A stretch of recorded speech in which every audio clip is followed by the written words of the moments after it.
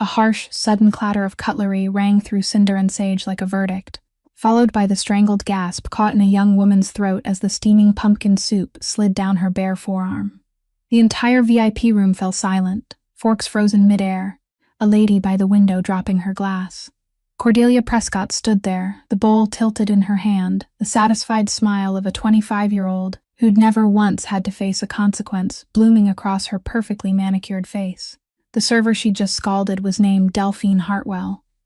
27 years old, her dark brown hair pulled tight at the nape of her neck, her quiet gray eyes carrying the kind of stillness that belongs to someone who's endured too much and has nothing left to prove. Della didn't cry, didn't scream.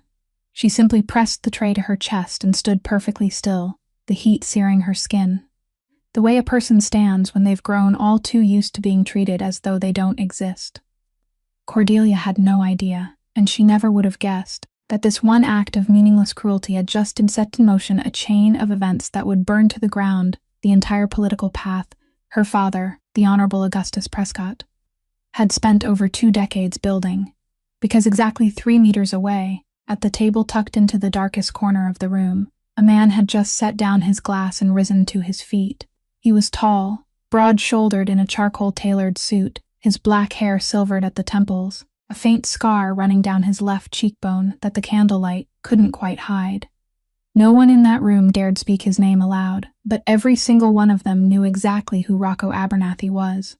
and every single one of them understood that when that man stood up, something in the city of Holloway was about to change forever. He didn't say a word.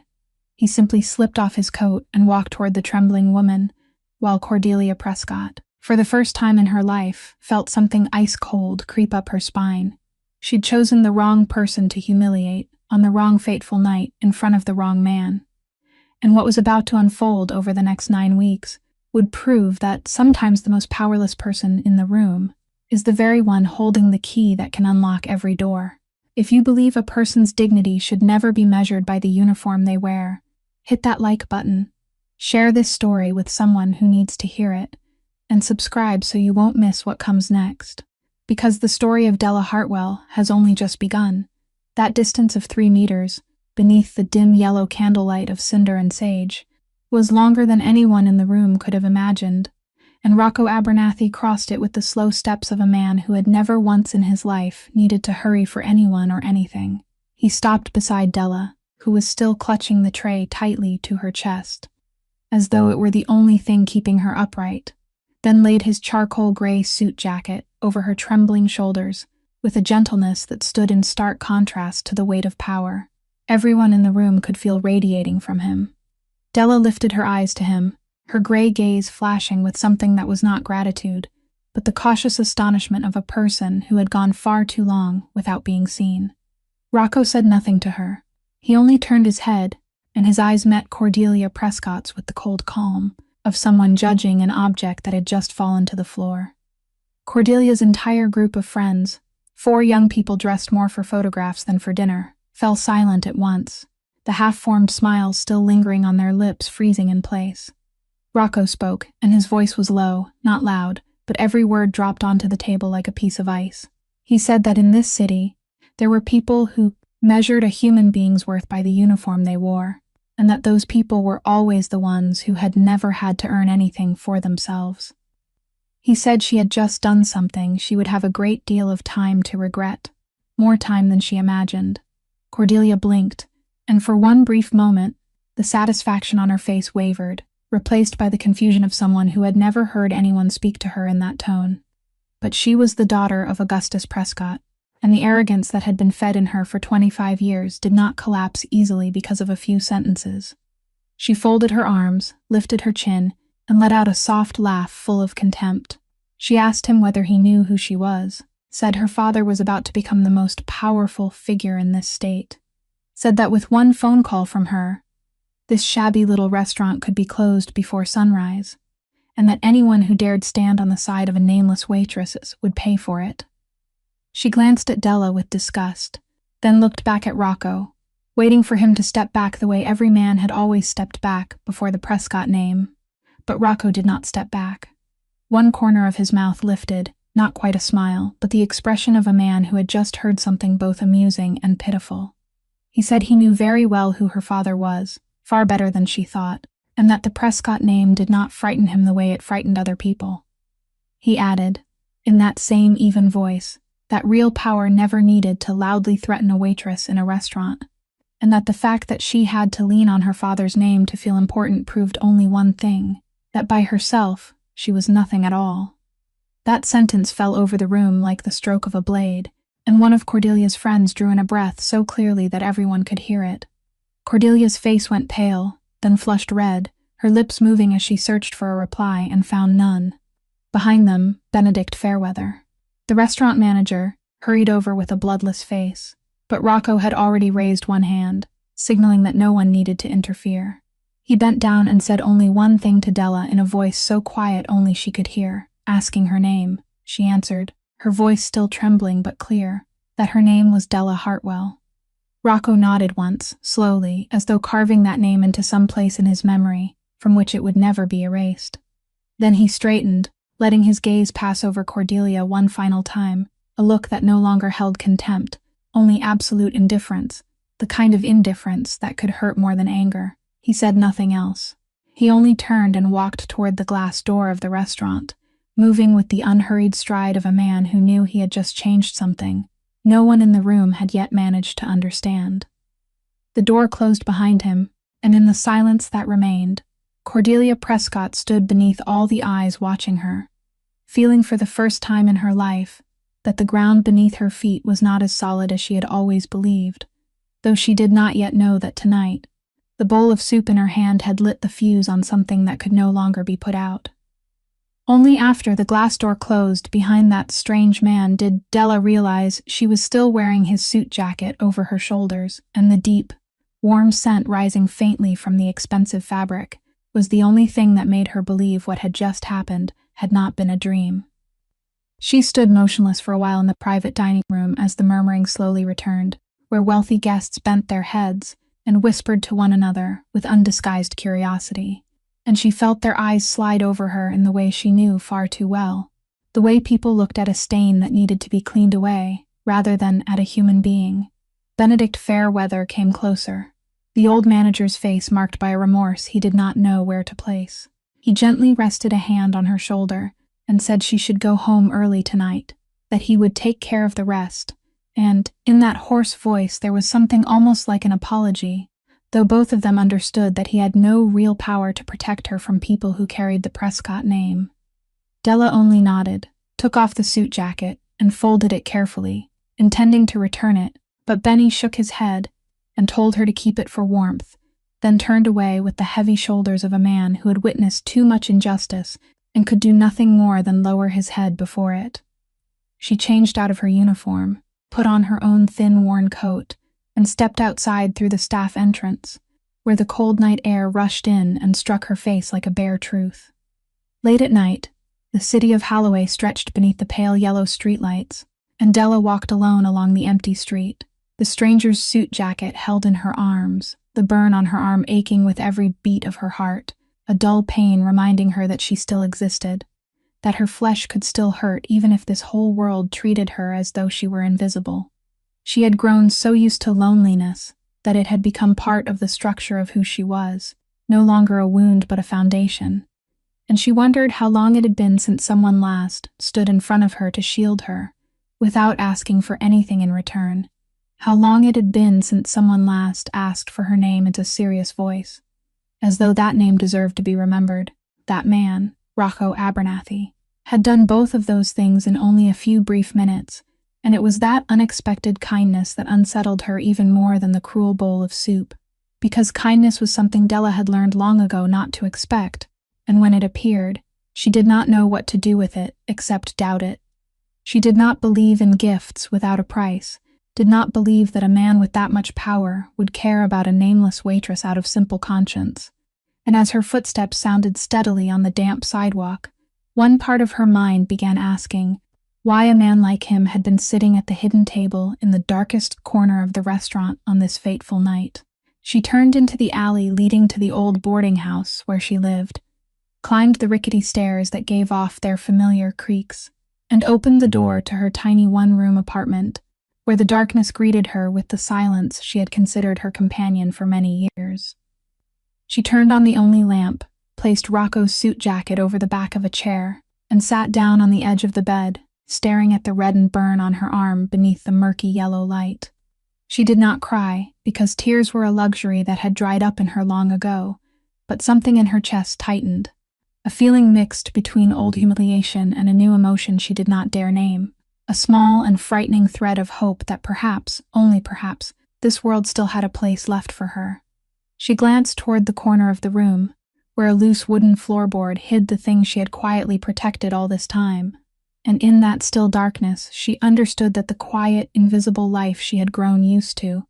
might soon no longer be safe from disturbance. Della sat still on the edge of the bed for a long time, listening to the old clock ticking on the wall and the steady drip of water from the broken faucet in the tiny kitchen corner, sounds that had become the familiar background music of her life for the past 5 years, since the day she moved into this rented room. Her life was arranged according to a harsh rhythm she had imposed on herself. Endless night shifts at Cinder and Sage, followed by mornings when she stole a few hours of sleep before rushing to her second job at a laundry shop on the other side of the city. And between those two turning wheels were the rare silences she saved for what truly mattered, the thing that no one among the people who saw her every day could ever have guessed. She stood, walked to the corner of the room where the wooden floorboard lay loose beneath the old wardrobe, knelt down, and slipped her calloused fingers into the gap to lift it, revealing a dark hollow underneath, where she kept a rusted metal box hidden away. She took it out, set it on her lap, and opened the lid with the care of someone handling the most precious thing in her life. Inside was a thick stack of files yellowed by time, papers arranged in an order only she understood, copies of documents, numbers, names underlined in red ink, and an old photograph she did not allow herself to look at for too long, because each time she looked at it, her chest tightened. She turned the pages one by one beneath the murky yellow lamplight, her gray eyes moving over lines she had read so many times she knew them by heart, and in the stillness of the room, she lightly touched one finger to a name that appeared again and again on those pages. The name that had become the axis around which every decision she had made for the past several years had turned, the name Prescott. Because Della Hartwell had not come to work at Cinder and Sage by accident. She had chosen that place deliberately, had patiently applied for the job, and accepted the most exhausting night shifts, for one reason she had never spoken of to anyone, a silent purpose she had pursued with the endurance of someone who had nothing left to lose except the truth. She had watched, had listened, had memorized every face that passed through the doors of that luxurious restaurant, and she had waited, patient as a hunter who understood that the most important moment never arrived on the schedule one hoped for.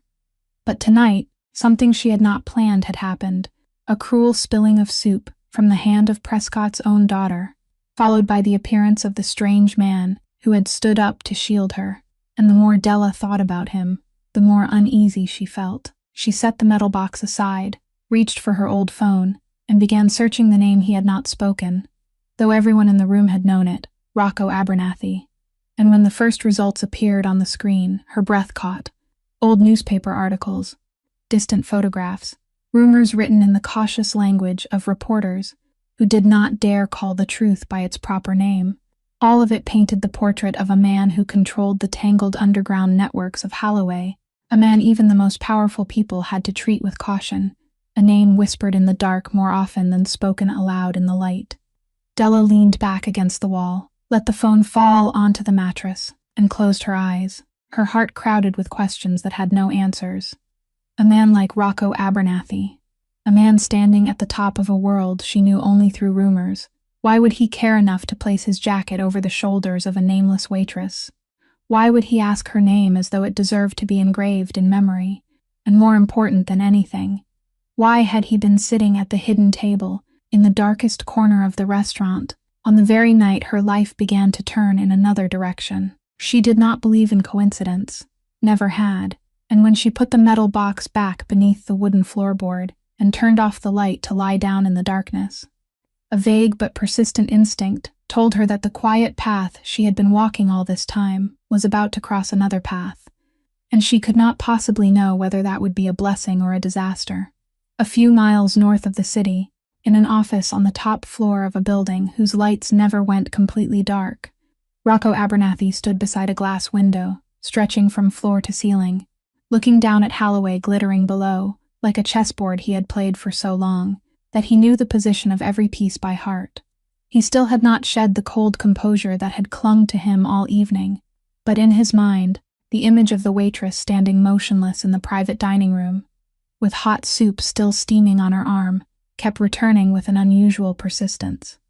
He had come to Cinder and Sage tonight not for dinner, but for a discreet meeting with a man named Walter Penhaligon, a name very few people in this city knew, yet one that held things capable of making an entire empire tremble. For months, Rocco had quietly sensed the tightening pressure from the Prescott family.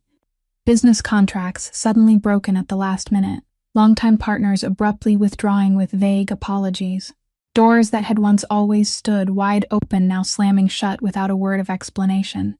And he was wise enough to recognize that behind all of it was the hand of Augustus Prescott, the man on his way to reaching the highest political power and cleaning away every force that might stand in his path. Rocco was not a man easily threatened.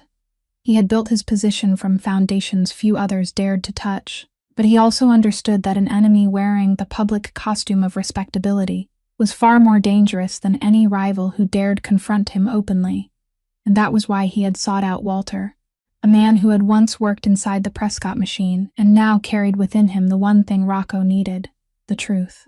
Tonight's meeting had not unfolded fully, interrupted by the moment when the sound of a bowl shattering tore through the air and he turned to see that scene, a small woman standing there and enduring it while the whole room lowered its head and pretended not to see, and something inside him, something he rarely allowed to rise, had made him set down his glass and stand. Rocco despised meaningless cruelty, especially the kind of cruelty that those born into silk and safety poured onto people who had no way to strike back, a contempt nourished by privilege and absolute security. And tonight, when he saw it laid bare on the face of the Prescott daughter, he had not been able to remain seated. Now, standing alone in the dark office, he realized that his reaction had not been entirely born from compassion alone, but also because there was something about that girl that caught his attention, the way she stood still without crying, without pleading, her gray eyes shining with the strange calm of someone accustomed to endurance, a quality he had seen before in people carrying a heavy secret. He walked to the dark wood desk, picked up the telephone, and called the man who was always stationed outside his door, a man who had followed him for many years and had never once asked the reason for any order. When the door opened and the figure of the large man appeared in the doorway, Rocco turned back, his voice low and clear, ordering him to find out everything possible about a waitress working at Cinder and Sage named Della Hartwell. Who she was, where she came from, why she was there, and whether there was anything about her that could not be seen at first glance. The man nodded, asked nothing more, then withdrew and closed the door behind him. Rocco returned to the window, lifted the glass of liquor to his lips but did not drink, his gaze following the night outside across the city he controlled in large part but had never truly belonged to. He did not know exactly why he had given that order. He only knew that his instinct, the same instinct that had kept him alive through so many years in an unforgiving world, was telling him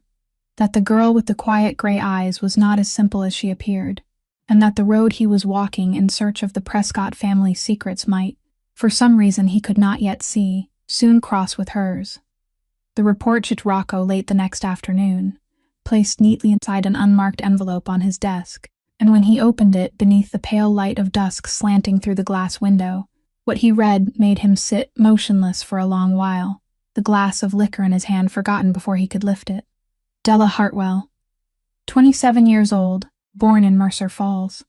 a small dying industrial town a few hours' drive from Holloway, raised in an ordinary working family until everything collapsed. The person who wrote the report had worked carefully, following every faint trail, and what drew Rocco's attention most lay in the final section, where it stated that Della's father, a man named Theodore Hartwell, had once been a state labor safety inspector and had died many years earlier under circumstances the official record called natural. While those who had known him whispered a completely different story, He had died not long after beginning an investigation into a series of violations at factories whose hidden ownership, though carefully buried beneath layers of shell companies,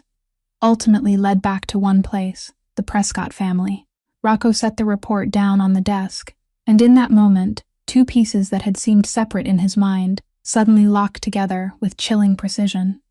The girl Prescott's daughter had humiliated the night before was not some nameless waitress who happened to be standing in the wrong place, but the daughter of a man who had died because he dared touch the secrets Rocco himself was hunting, and her presence at Cinder and Sage, the restaurant frequented by Holloway's upper class, suddenly no longer looked like coincidence. He remembered her calm gray eyes, the way she had stood still and endured it without a word of complaint, and now he understood that such calm was not the resignation of a weak person, but the patience of someone waiting for something, someone pursuing a purpose she kept hidden beneath a waitress uniform. Rocco stood, walked to the window as he always did when he needed to think, and let his mind arrange the whole picture slowly emerging before him. For months, he had been searching for a road that would lead him to the truth about the Prescott family, had placed his hopes on Walter Penhaligon and whatever the man possessed, but now it seemed that fate had placed within his reach a piece he had never expected. A person who carried not only motive, but perhaps even evidence she had quietly gathered for years. He was not a man who believed in destiny. He believed in calculation, in carefully weighed moves, but he was also wise enough to recognize when a rare opportunity had found its own way to him. Still, one thing made him hesitate, something he found strange even in himself. He did not want to approach that girl the way he usually approached useful people in his world, as pieces to be used and then swept aside. There was something about Della Hartwell, about the quiet loneliness radiating from her, about the dignity she still held even after being trampled on, that made him feel she deserved a caution and respect he rarely gave anyone. He understood that she would not easily trust him, a man whose name was whispered in the dark, and that if he appeared too suddenly, she would retreat like a wild creature too used to being hunted. Finally, after standing for a long time while the city slowly sank into night, Rocco made his decision. He would go to her, not to force or threaten her, but to show her that this time, perhaps for the first time in many years, she did not have to walk the road she had chosen alone. He turned back to his desk, looked out at the rain-slicked city that now held the girl with the quiet gray eyes, and smiled faintly to himself. A smile neither happy nor sad, only the expression of a man who had just realized that the game he was playing had become more complicated and more worthwhile than ever before. In the vast mansion of the Prescott family, standing on the hill that looked down over the city, Cordelia walked into her father's study with the manner of a child, long accustomed to placing her troubles into someone else's hands so they could be cleaned up for her. She retold the story of the previous night in a version she had carefully polished, a version in which she was the victim of an insolent waitress who had dared show disrespect, and of some strange man who had stepped in and humiliated her in front of her friends without knowing who she was. She did not mention the bowl of soup tilted in her own hand, did not mention her own satisfied smile, and certainly did not mention the way she had stood there enjoying another person's pain. Augustus Prescott sat behind his massive oak desk, listening to his daughter with a face that revealed nothing, but in his cold, sharp eyes was the tireless calculation of a man who had spent more than 2 decades climbing each rung of power, and now stood only a short distance from the highest seat in the state. He did not care who was right or wrong. The only thing that drew his attention was when Cordelia, with the carelessness of someone who had never had to worry about consequences, let slip that several people in the restaurant had raised their phones and recorded the scene. That sentence made Augustus snap his head up, and for the first time during the conversation, a flicker of concern passed across the face that was always so composed. During the most sensitive stage of his campaign, when with every passing day his opponents were lying in wait for a weakness to exploit, a video showing his daughter cruelly burning a poor waitress could become the spark that destroyed the image of the man of the people he had worked so hard to build. He rose, walked around the desk, and in the frighteningly calm voice that terrified everyone beneath him, told Cordelia that she had created a mess and that he would have to clean it up himself, as he always did. That very evening, phone calls were made from Augustus's study, words chosen carefully enough that they could never be classified as direct threats, yet carrying a weight no one could refuse. And one of those calls was placed directly to the owner of Cinder and Sage. The message was very clear. The waitress named Della Hartwell had to disappear from that place, and any footage connected to the incident needed to be handled quietly, or else the restaurant would face troubles no business in Holloway could endure. The next morning, when Della arrived at the restaurant to begin her shift, Benedict Fairweather was already waiting for her at the back entrance with a face marked by the anguish of a man about to do something against his conscience. He led her into the small office, closed the door, and in a choked voice told her that he had no choice, that the order had come from places he could not resist, and that from today onward she could no longer work there. He apologized to her many times, his old hands trembling as he placed her final wages in her hand, along with a small extra amount he had taken from his own pocket, and he said that if one day things changed, his door would always be open to her. Della accepted the envelope, quietly nodded, and in her gray eyes there was no anger or despair. The things Benny had feared he would see, only a strange calm that made him shiver. Because as she walked out of the restaurant for the last time, carrying the small box that held a few personal belongings, Della understood something the Prescott family could never have imagined. They had just severed the last thread tying her to an ordinary life. They had just taken from her the only thing that had made her keep herself hidden and cautious, and by doing so, they had unknowingly set her free. Now she had nothing left to lose, no job to protect, no reason to wait, and a person with nothing left to lose, she knew very well, was more dangerous than anyone the Prescott family had ever faced. Della had walked back to her apartment in the fine drizzling rain of the afternoon, the box holding a few personal belongings clutched in her arms, and when she turned into the familiar alley leading to her boarding house, she noticed a black car parked silently along the curb, the kind of car that never appeared in this poor neighborhood unless it carried something unusual. She slowed her steps, every sense tightening with caution, and then the car door opened, and the man from the night before stepped out, still with that tall frame, still with that cold composure.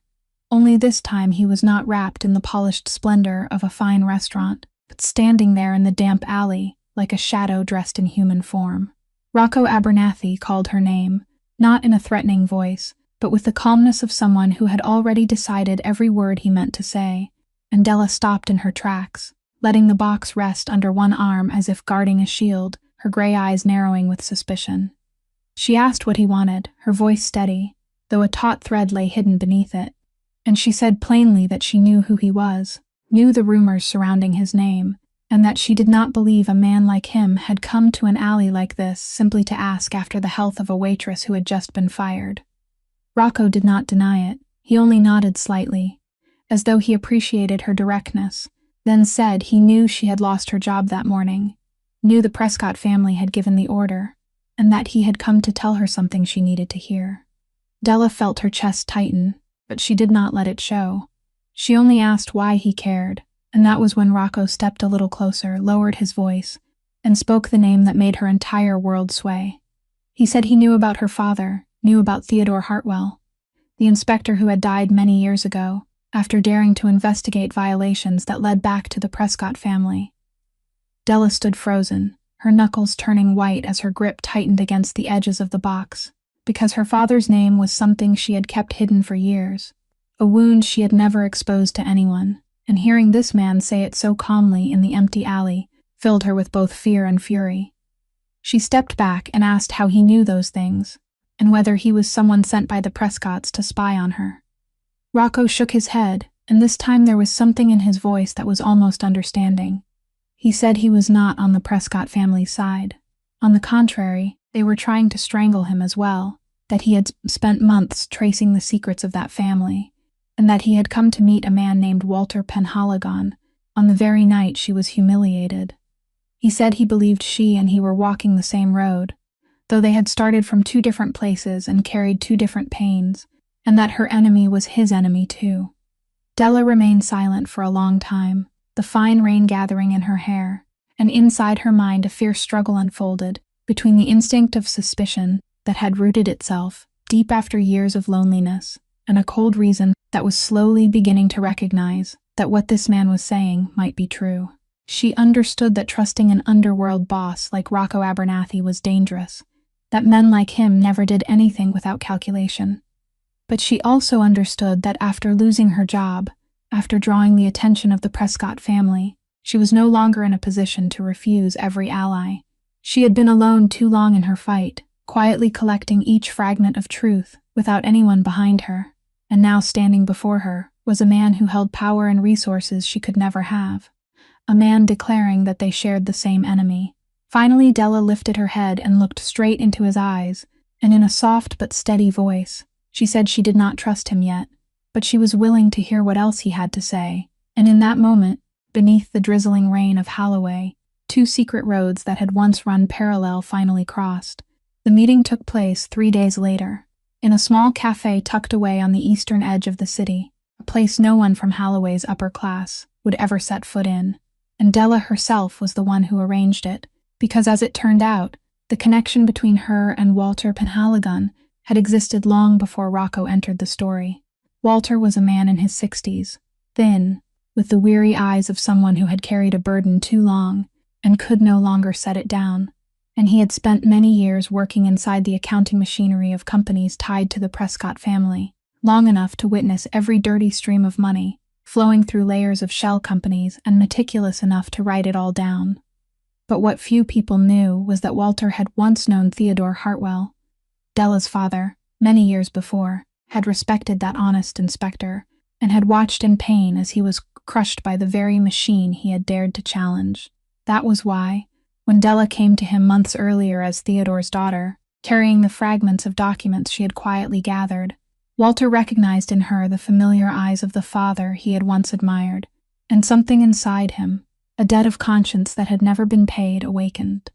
All this time, he and Della had exchanged information in secret. He was the one who held the real ledgers, the evidence heavy enough to bring down an entire empire, while she was the one he trusted to safeguard them and piece them together, an intermediary with a more rightful motive than anyone else. Today, for the first time, Walter agreed to sit at the same table with the man Della had brought, and when he saw Rocco Abernathy walk into the cafe, a trace of caution flickered through his aging eyes, because Rocco's reputation was enough to make anyone think carefully. But Della had told him that this man was also a victim of the Prescott family's tightening grip,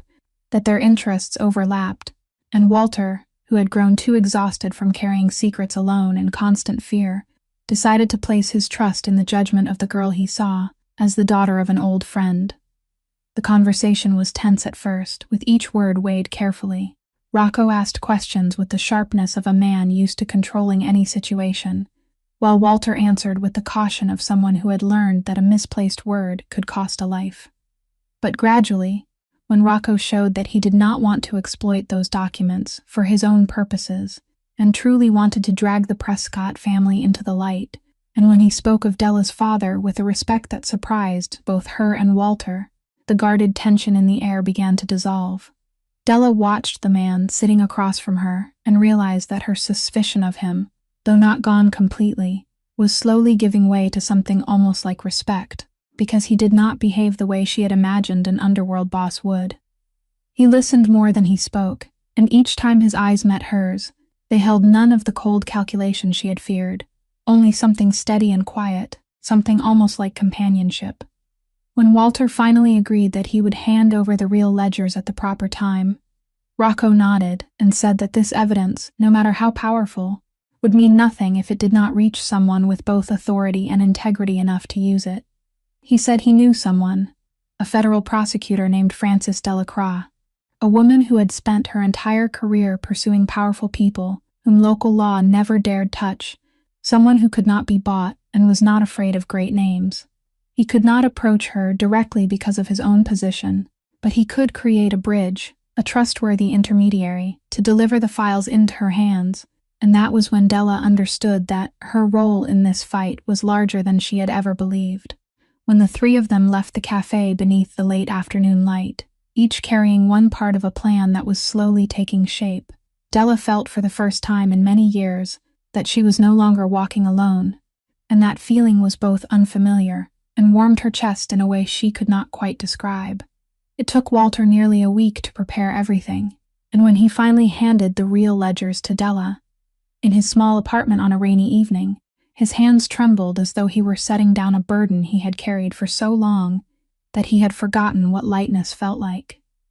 Della brought them home, spread them across the floor of her apartment beneath the murky yellow light, and together with the fragments of files she had quietly collected over the years, the full picture finally appeared,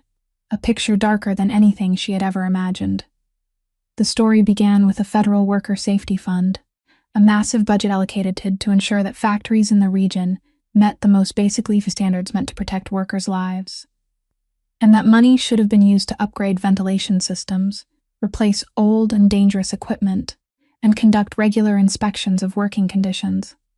But through the figures Walter had meticulously recorded, Della saw the naked truth that most of that fund had never reached the places it was meant to reach, through a tangled network of shell companies, false consulting contracts, and agreements signed in rooms where the minutes were always kept deliberately vague.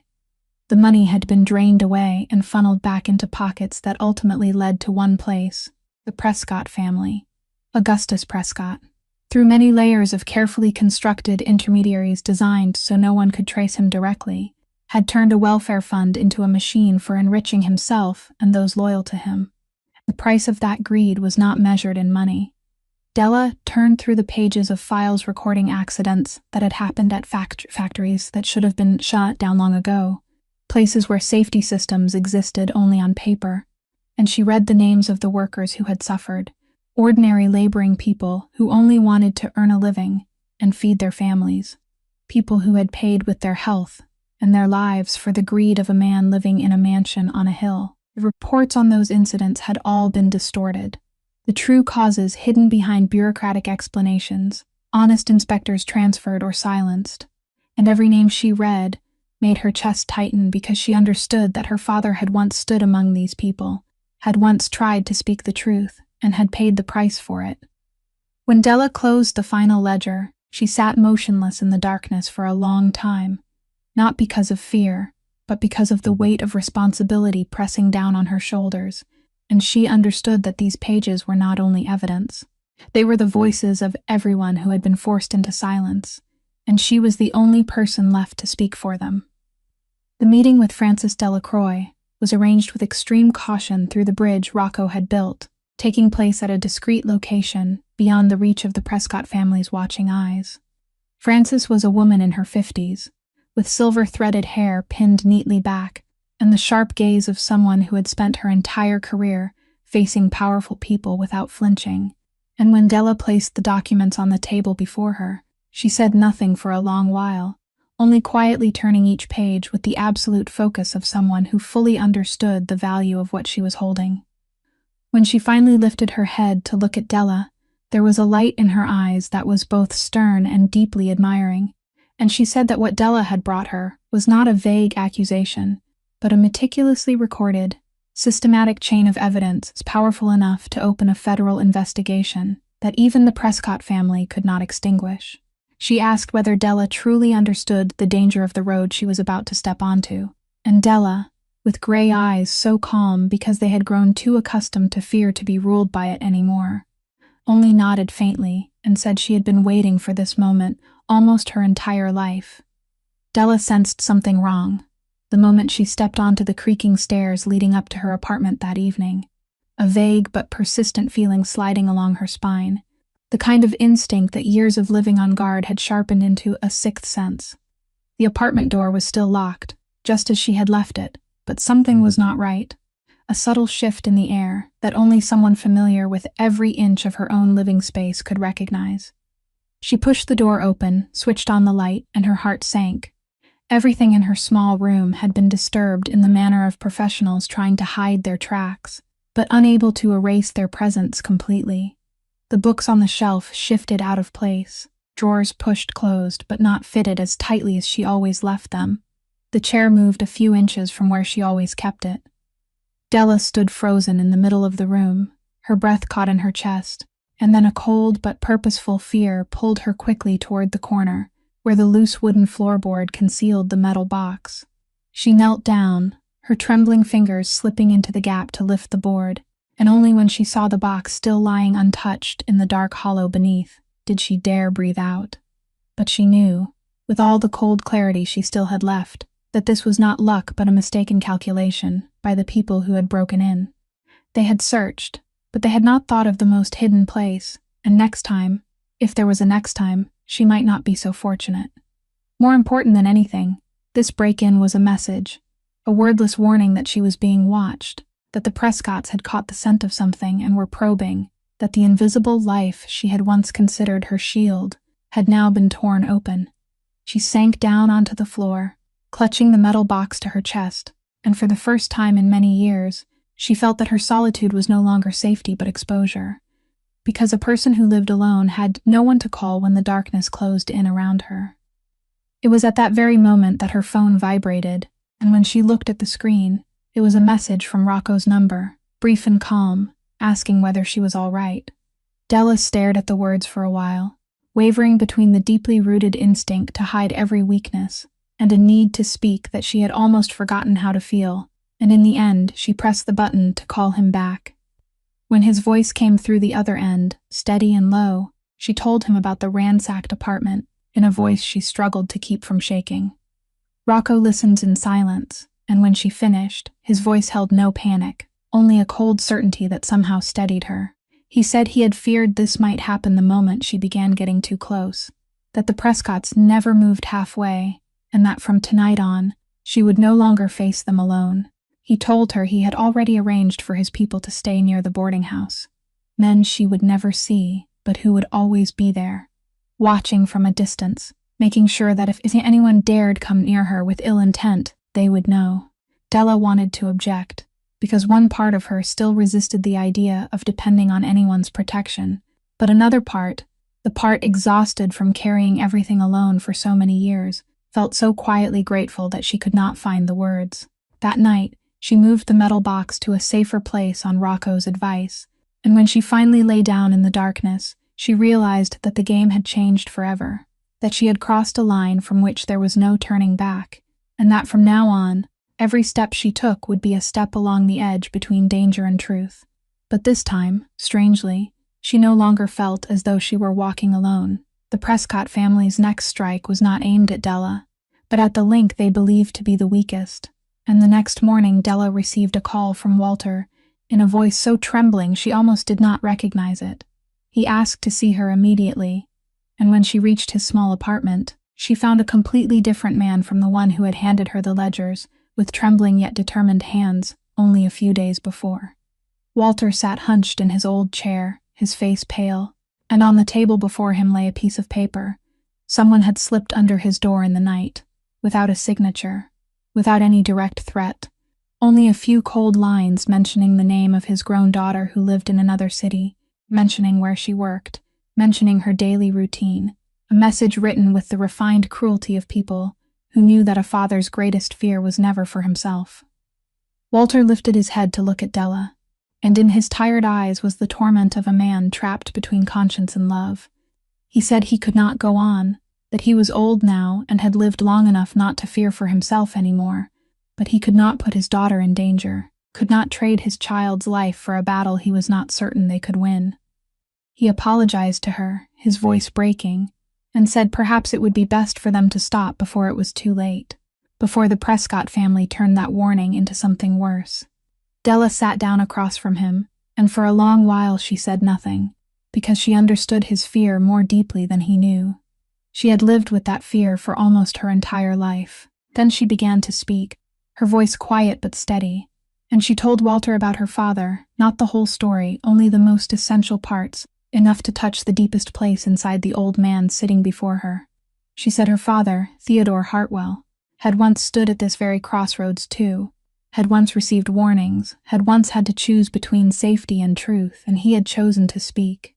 She said he had paid dearly for that choice, more dearly than anyone should ever have to pay. But what hurt her most was not the price he paid, but the fact that he had paid it alone, with no one standing beside him, no one at his back, abandoned by the very systems he had trusted. She told Walter that her father had died believing the truth was worth more than safety. But he had died too soon, too alone, and the truth he had sacrificed everything to protect had been buried for years. Then her voice caught, and she said that was why she could not stop, that if they gave up now, then her father's death and the deaths of all those innocent workers would become meaningless, would become nothing more than names erased inside distorted files. But she also told Walter that this time was different, that he was not alone the way her father had once been alone, that they had one another, they had Rocco, they had Francis Delacroix and the weight of federal law behind them, and that his fear was justified. But it did not have to win. She promised him his daughter would be protected, that she would tell Rocco to have his people watch over the girl, and that she would never let Walter suffer the fate her father had suffered. Walter listened to her, and when she finished, tears rolled down his wrinkled face, not the tears of weakness, but of something being mended inside his soul, an old debt to a dead friend finally finding a way to be repaid. He reached out with a trembling hand and took Della's, and in a hoarse voice that had regained its resolve, he said he would stand firm, that for Theodore, for his daughter, and for all those who no longer had a voice, he would follow this road to the end. That night, after leaving Walter's apartment, Della returned to her room and sat down by the window, looking out at the city of Holloway glittering in the darkness, and for the first time in a very long while, she allowed the memory of her father to come flooding back in full, instead of locking it away. As she always did so, she could keep moving forward.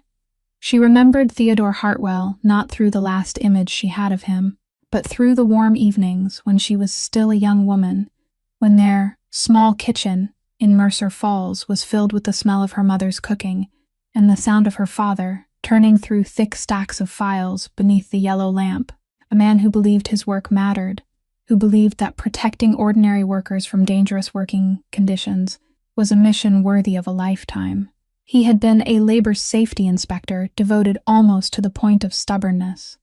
a man who trusted the system with an innocence Della would later understand was both his strength and his fatal weakness.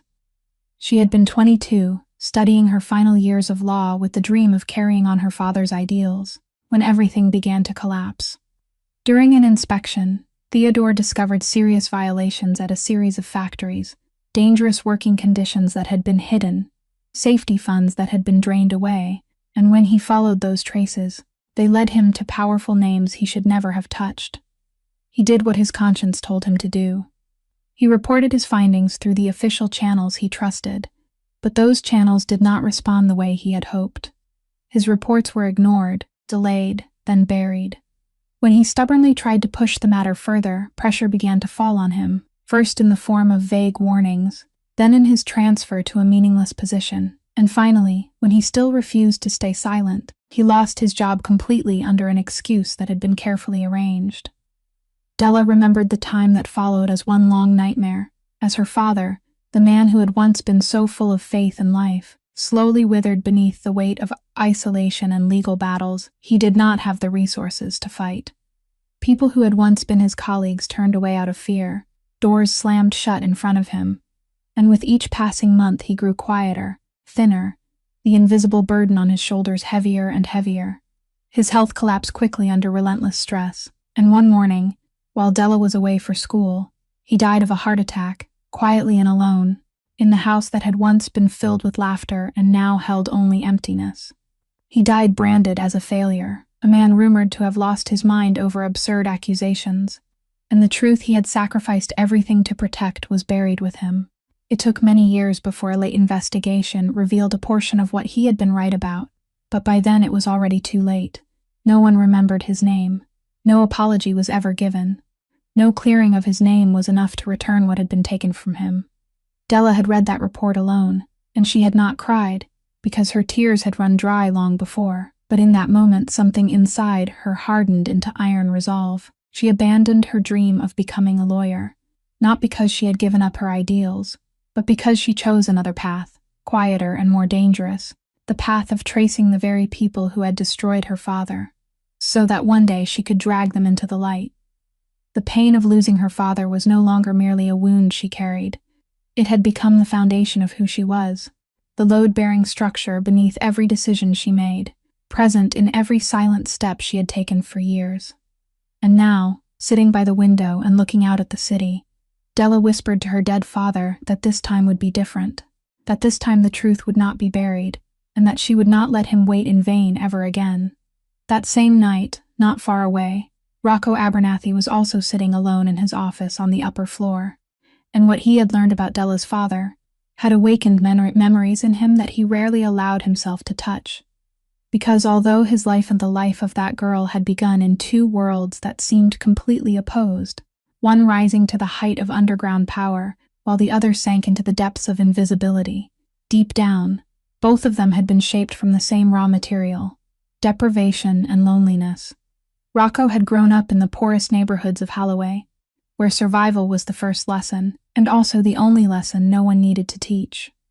He had never known the warmth of a whole home. His parents had left this world when he was too young to keep any real memory of them, and he was passed from one temporary shelter to another, growing up among people too busy struggling with their own poverty to give him anything more than a place to sleep. He remembered his childhood not through specific images, but through a long, hollow feeling, the cold of winter nights without enough blankets, the dull hunger that became a familiar companion, and above all, the loneliness of a child who understood very early that in this world, no one was coming to save him. It was from that barren ground that Rocco grew, and when he stepped into adulthood, he carried with him a hardness forged by deprivation, and a sharp intelligence honed by cruel circumstances. In his younger years, he had seen how the world worked for people who had nothing in their hands, how those with power trampled the vulnerable without punishment, how honest laborers in the neighborhoods where he lived were exploited, cheated, and driven to the edge by people sitting in elegant offices who never once had to look into the faces of their victims. He had seen neighbors lose their homes because of trap-laden contracts, workers denied wages with no way to demand justice, families breaking apart beneath the weight of a system designed to protect the strong and crush the weak. And something inside Rocco, a slow, burning flame of righteous anger, swore that he would never allow himself to become one of the crushed. He rose, step by step, through intelligence and iron will, building himself a place in the city's underground world, a world whose true nature he did not romanticize. He knew very well that the road he had taken had not always been clean, knew that his hands were not entirely unstained, but among all the gray places he had been forced to walk through in order to survive and rise, he had still kept one line he had never crossed, one unchanging rule. He never used his power to trample those weaker than himself, never became the thing he had hated throughout his youth. And he held deep contempt for those born into silk and luxury, who used their privilege to torment people who had no way to strike back. That was why, on that night at Cinder and Sage, when he saw the Prescott daughter pour meaningless cruelty onto a waitress simply because she could, something inside him had been unable to remain seated. And now, after understanding Della's story, after understanding that she too was a person shaped by loss who had chosen to stand rather than collapse, Rocco felt a resonance he had never felt with anyone before. Two people, two fates that seemed worlds apart, reflected each other like two sides of the same mirror. Both carried scars that could not be seen. Both refused to let the world turn them cruel. And in that reflection, Rocco realized that this fight, for him, was no longer only about business or revenge, but had become something far more personal and far deeper. The public hearing was convened on an October morning in the Great Hall of the Federal Building in downtown Holloway, a room large enough to hold hundreds of people, and that morning there was not a single empty seat left. The investigation Francis Delacroix had launched from the documents Della provided had moved forward quietly for many weeks, gathering more testimony, comparing more evidence, until it carried enough weight to force an official hearing, and now the whole city was watching. Augustus Prescott entered the hall with the bearing of a man who had decided that the only acceptable posture was absolute confidence, and he committed himself to it completely. He wore a dark suit and a tie in the exact color scheme of his campaign, surrounded by a team of expensive lawyers and a group of supporters, holding signs calling on people to stand with him, and he shook hands, smiled for the cameras, as though this were a campaign event and not a hearing that could bury his career. When he was invited to speak, Augustus rose and began, and it had to be admitted that purely as a matter of oratory, he was truly impressive. His voice was deep, steady, and persuasive. His pauses were perfectly calculated, and he looked directly at the members of the panel, as well as the cameras at the far end of the room, with the righteous indignation of a man who believed he was being wronged. He called the investigation a product of political hatred, a coordinated attack by forces threatened by his reform program, a desperate attempt to silence a servant of the people who had dared to stand up against the powerful. He spoke of his years of service to the city, of the projects that bore his mark, of the love he had for working people, and those words were delivered with the practiced skill of a politician who had spent his life making hollow things sound sacred. In the section reserved for the audience, his supporters nodded along, and for one moment it seemed as though the power of eloquence might be enough to shake even the truth. Then Augustus Prescott sat down, and Della Hartwell stood. She wore nothing splendid, only simple, clean clothes. Her dark brown hair parted elegantly and pinned back with absolute poise, and when she walked to the presentation stand, the entire hall seemed to pause before the contrast between this calm, small woman and the powerful man who had just left the stage. She had no team of lawyers surrounding her, no signs of support, no staged outrage. She had only a folder in her hands and a cold composure that made people pay attention. She began to speak, and her voice did not tremble, did not rise, carried no unnecessary drama, only an even, clear precision down to every detail. She did not appeal to emotion, did not accuse with ornate language. She simply presented the truth the way truth was meant to be presented, through numbers, dates, names, arranged in a sequence that could not be refuted. She began with the Federal Worker Safety Fund, traced the money through each layer of shell companies, and pointed out each place where funds meant to protect human lives had been diverted into private pockets.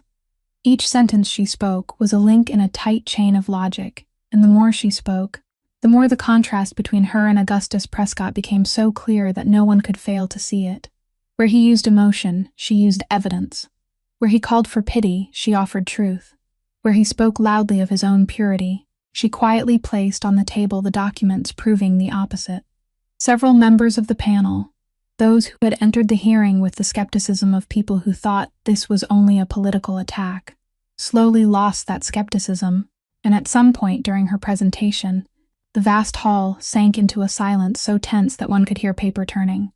Augustus Prescott sat at his table, his face still holding the composure he had practiced. But in his eyes, for the first time, a trace of unease began to creep in, because he realized that the small woman standing there could not be defeated with the weapons he was accustomed to using. When Della finished presenting her documents, Augustus Prescott's legal team immediately struck back, arguing that everything just presented was merely a set of numbers that could be interpreted in many ways,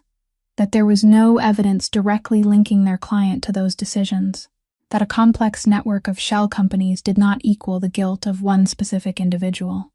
For a moment, it seemed as though the familiar skepticism began to creep back into the hall, because those legal arguments, empty as they were in a moral sense, still carried technical weight, and Augustus Prescott,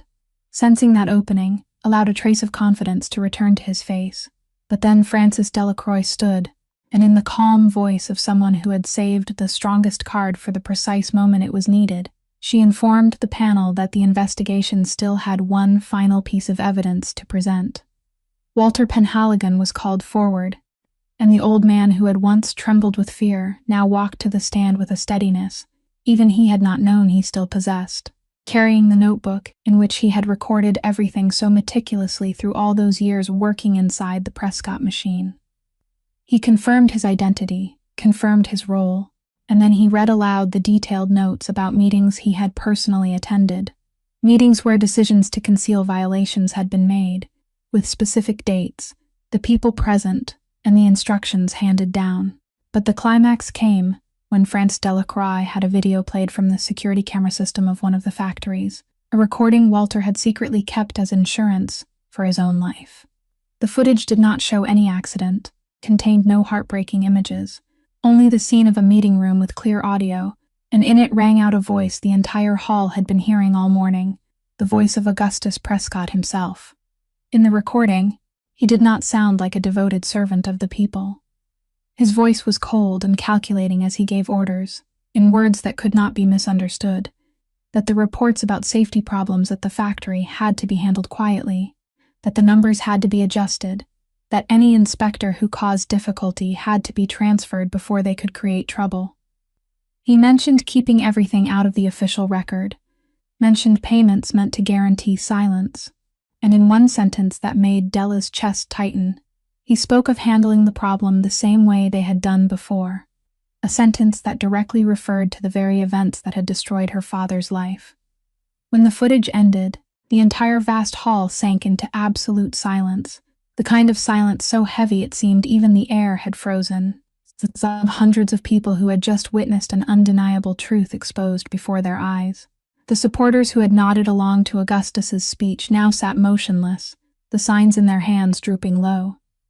Augustus Prescott sat at his table, and for the first time that morning, the carefully practiced mask of composure on his face cracked. His face went pale, his hands tightened around the edge of the table, and he could not say a word. His legal team lowered their heads and whispered among themselves with barely controlled panic. Then one of them stood and requested an emergency recess. Augustus rose,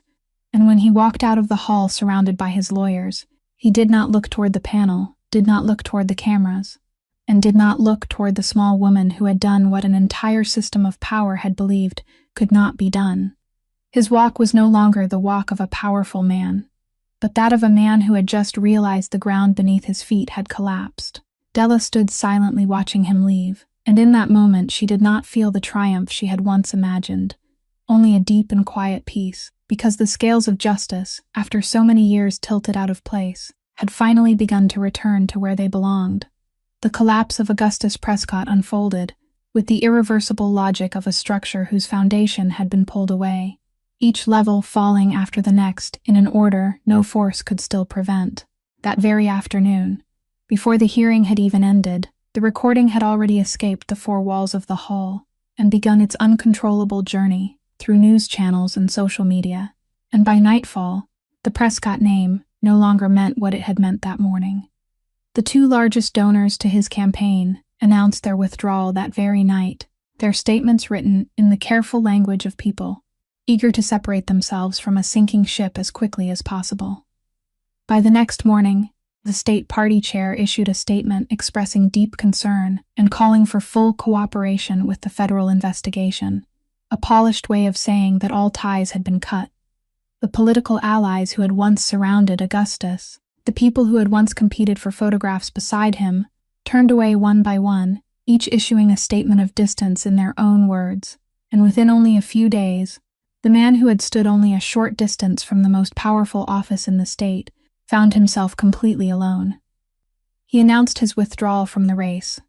through a brief statement read by a spokesperson instead of appearing himself, and that statement spoke of a desire to spend time with family, of allowing the city to move forward without distraction, but it did not contain a single admission, a single apology, or anything that might have meant something to the people who had been harmed.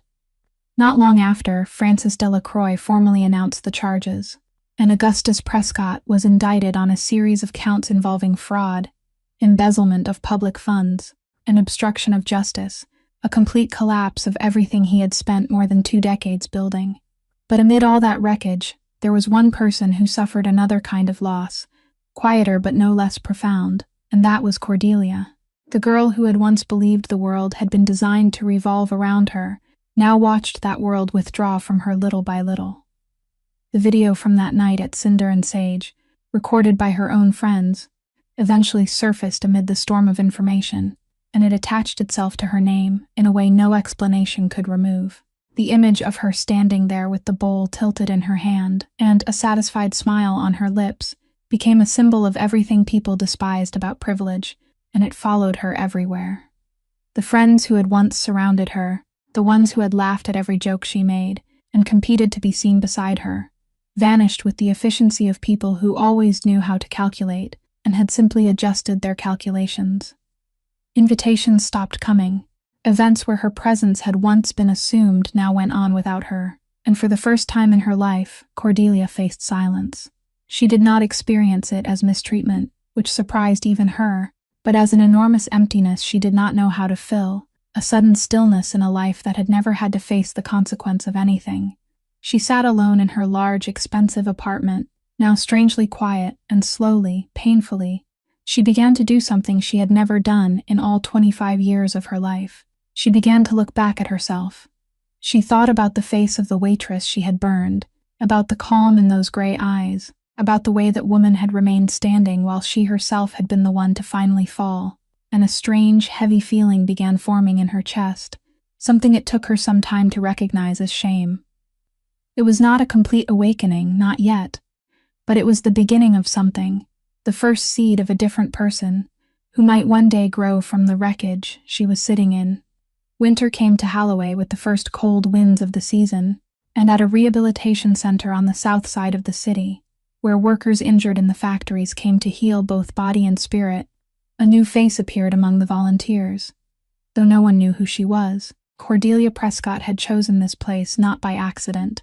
because during the long weeks she had spent sitting alone amid the wreckage of her old life, she had read carefully about what her family had done, had seen the names of the people who had paid with their health for that greed, and an urge she could not name had led her to the very place where the victims of the Prescott factories came to rise again. She came quietly, telling no one her real name,